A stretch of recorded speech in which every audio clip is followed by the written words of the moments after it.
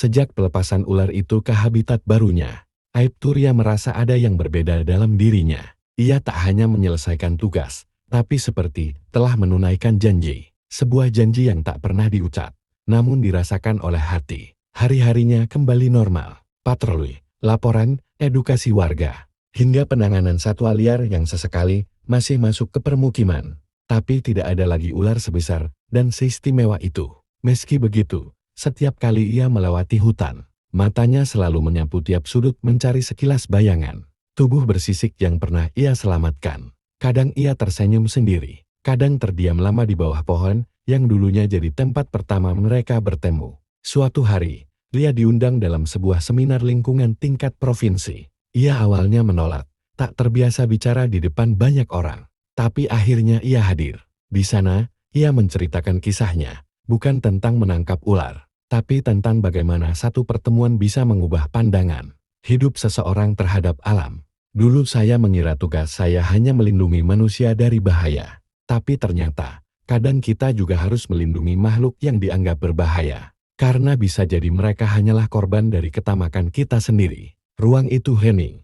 Ratusan orang terpaku. Tak sedikit yang menitikkan air mata. Setelah acara itu, banyak yang datang padanya anak muda, aktivis, bahkan warga biasa. Mereka ingin belajar. Mereka ingin tahu bagaimana menjadi bagian dari solusi, bukan perusak. Ria tak pernah menganggap dirinya pahlawan. Ia hanya percaya ketika kita berhenti takut pada makhluk yang kita tak mengerti dan mulai mencoba memahami mereka, maka kita sedang memulihkan hubungan paling awal yang pernah ada, hubungan antara manusia dan alam. Beberapa tahun kemudian, Kampung Sukamulya menjadi contoh kampung sadar konservasi. Anak-anak diajarkan cara hidup berdampingan dengan alam. Ada tempat konservasi kecil, taman edukasi satwa, dan mural besar di tembok balai desa. Di mural itu tergambar seorang polwan memegang ular dengan tatapan lembut. Di bawahnya tertulis, alam tidak butuh kita, tapi kita tidak bisa hidup tanpa alam. Rawatlah, pahamilah, dan cintailah. Dan kisah itu terus hidup. Bukan lagi sekadar cerita viral, tapi menjadi warisan, jejak yang tak terhapus. Beberapa minggu setelah pertemuan itu, kabar mengejutkan datang dari arah hutan. Kebakaran hebat melanda sebagian area yang baru saja mulai pulih. Asap mengepul tinggi, dan suara siren pemadam kebakaran meraung sepanjang malam. Aipturia yang saat itu sedang bertugas di kantor langsung meminta izin turun ke lokasi. Nalurinya tak bisa diam. Ia merasa ada sesuatu yang harus ia lakukan di sana. Setiba di lokasi, ia mendapati sebagian besar hutan sudah hangus. Api telah padam, tapi bau arang dan sisa dedaunan terbakar masih menyengat. Beberapa relawan tampak membantu mengevakuasi satwa yang ditemukan, banyak yang luka. Banyak pula yang tak selamat. Ria berjalan menembus semak hangus, menyusuri jalur yang pernah ia lewati saat pertama bertemu ular piton itu. Tapi kali ini, suasananya hening, kelam. Seolah-olah alam sedang meratapi dirinya sendiri. Tiba-tiba, di bawah batang pohon tumbang, ia melihat gerakan samar. Ia mendekat perlahan, dan hatinya tercekat. Di sana, tergeletak ular piton yang sama. Tubuhnya penuh jelaga, dan bagian ekornya terbakar. Nafasnya tersengal. Ria langsung berlutut, membuka tas medis darurat yang selalu ia bawa. Dengan hati-hati, ia membersihkan luka, dan menyiramkan air dari botol minumnya ke bagian yang terbakar. "Kamu bertahan ya, aku di sini. Jangan mati," bisiknya lirih. Relawan yang melihat kejadian itu hanya bisa terpaku. Mereka tak menyangka seekor ular bisa mendapat perhatian sedalam itu dari seorang manusia. Ria memanggil bantuan dan membawa ular itu ke pusat rehabilitasi satwa liar. Selama berhari-hari, ia bolak-balik ke sana. Setiap pagi sebelum tugas dan setiap malam sepulang patroli, ia menyempatkan menjenguk dan memantau kondisinya. Waktu berlalu, luka di tubuh ular itu mulai mengering. Meski ekornya tidak akan kembali seperti semula, ia bisa hidup, bergerak, dan perlahan kembali pulih. Hari pelepasan pun tiba. Bersama tim dari konservasi, Ria membawa ular itu ke titik yang aman, jauh dari pemukiman dan zona rawan. Saat melepaskannya, ular itu tidak langsung pergi. Ia diam sesaat, menoleh ke arah Ria, lalu perlahan melata masuk ke semak belukar yang rindang. Dan di sanalah, untuk terakhir kalinya, sang penjinak ular dan makhluk yang pernah dianggap menakutkan, itu saling menatap dalam damai. Tanpa kata, hanya rasa. Karena dalam diam, Mereka saling tahu, mereka telah menyelamatkan satu sama lain.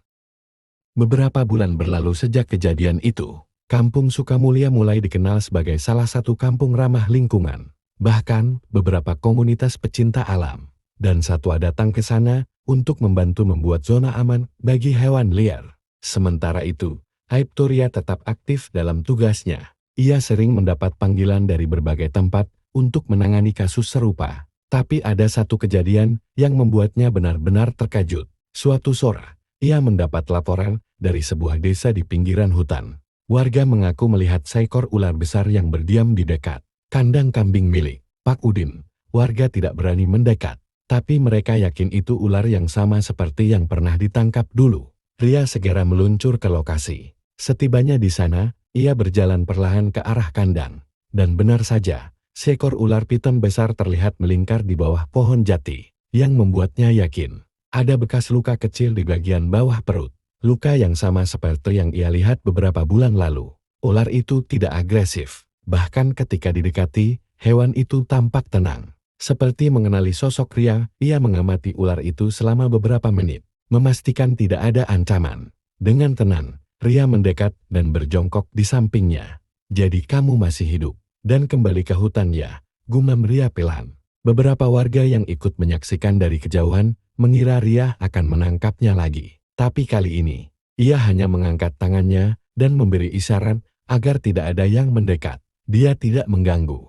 Dia hanya kembali ke rumahnya. "Kita yang seharusnya menjaga jarak dan tidak merusak," ucap Ria dengan suara tenang. Keesokan harinya, berita tentang ular yang mengenali penolongnya menyebar luas. Banyak media lokal meliput kisah itu, memuji kepedulian dan keberanian Ria. Tapi di balik semua pujian itu, Ria hanya ingin satu hal, agar manusia dan alam bisa hidup berdampingan tanpa saling mengancam. Ia menatap ke arah pepohonan yang mulai tumbuh kembali di sekitar desa itu. Angin sejuk berhembus pelan, dan untuk sesaat, semuanya terasa damai.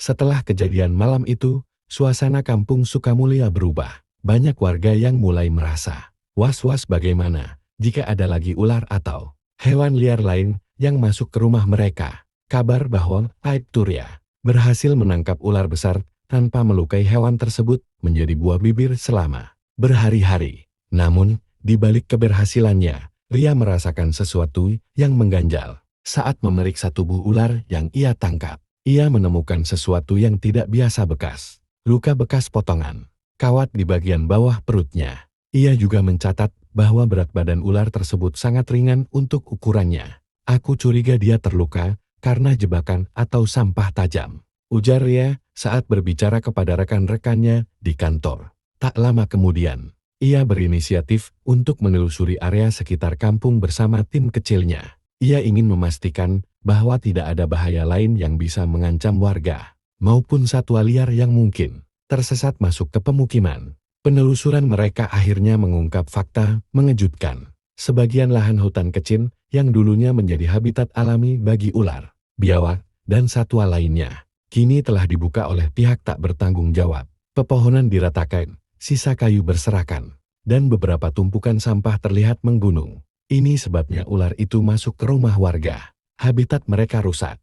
Mereka mencari tempat baru untuk bertahan hidup, ucap Ria dengan mata yang mulai berkaca-kaca. Ria kemudian menulis laporan resmi kepada atasannya, menyertakan dokumentasi kerusakan alam dan usulan agar wilayah tersebut dikaji ulang untuk ditetapkan sebagai zona perlindungan satwa. Ia juga mulai mengedukasi warga kampung tentang pentingnya menjaga alam dan bagaimana menghadapi hewan liar dengan bijak. Beberapa minggu kemudian, kampung itu mulai berubah.